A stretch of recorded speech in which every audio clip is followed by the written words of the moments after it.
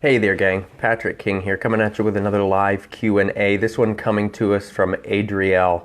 Adrielle sends in, I've been doing Liberty work with my filly since she was about a year old. She gets very playful and seems to enjoy it.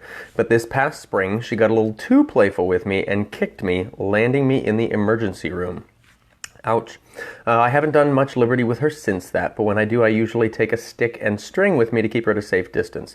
She doesn't like it, and she doesn't engage with me well when I have it, but I'm afraid to play with her without it. Do you have any suggestions on how to be sure I can trust her without having the stick? So the first thing I'm going to address, Adrielle, is that while I have trained quite a bit of Liberty in the past, I don't do a whole lot of that. So when it comes to more specifics for that, I'm going to kind of stay in my lane of the dressage and horsemanship side of things, and I'm going to direct you to, there's lots of folks out there that have great programs for Liberty work. I'm thinking off the top of my head, I've got some friends, Ariana Sakaris does quite a bit, Colton Woods does quite a bit, Mustang Maddie Shambaugh does quite a bit, Guy McLean, those are just some names off the top of my head that I would recommend that you look into for more advanced Liberty work.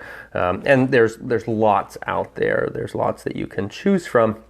Like I say, those are just some off the top of my head. So anyway, diving back into your question about how can you trust her without having the stick, I want to dig a little bit deeper. Why does she not like engaging with you when you have the stick and string? That's going to tell me that we need to dig a little bit deeper into the ideas that we have with the Liberty work that you're doing with her.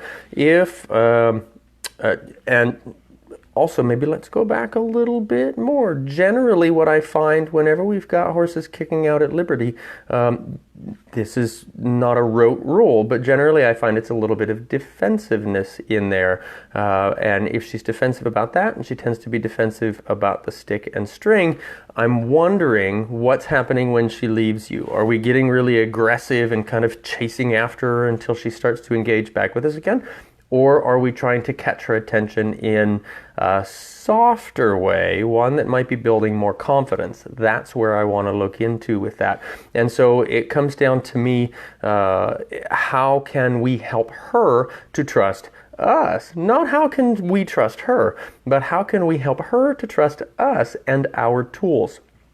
And working with the stick and string in your Liberty work like this, whether it's stick and string, whether it's a flag, whether it's a whip, whether it's a bamboo stick, it doesn't matter what it is to me.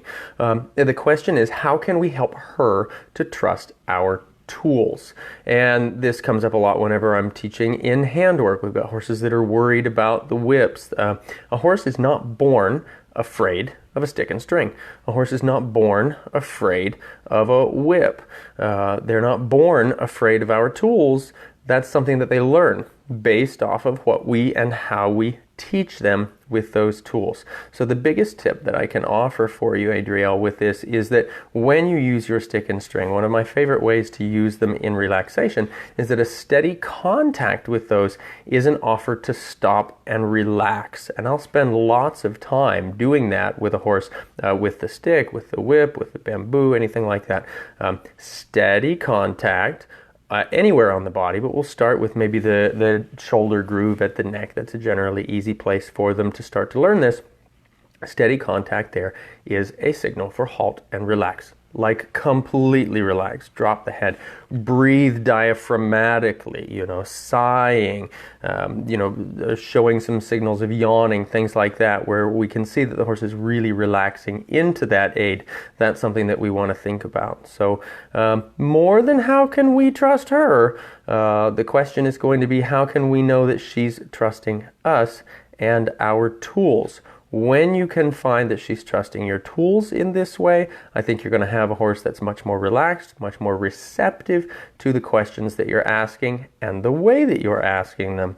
And that in turn is going to give us more predictable responses from her, and that's what you're going to be able to trust more. So Adrielle, I hope that this question or this answer was helpful to you and to anybody else out there wondering about helping your horse to trust not only you just at Liberty, but helping to trust your tools. That's really important to us when we're working with our horse. If they're not trusting our tools, then the tools that we use are going to be bringing up anxiety, going to be bringing up tension in our horse, and then they're not receptive to learning. So if you found this helpful, please leave us a comment in the comment section below here. If you've got some friends that might need or could benefit from this advice, please feel free, tag them in the comments or share this video directly with them. Don't forget, gang, you can send in your questions in the comments. Send them to us in an email, a message, a pigeon, a fax. However you want to send them over to us is absolutely fine. You keep asking questions and I'll keep talking about horses. Thanks, gang.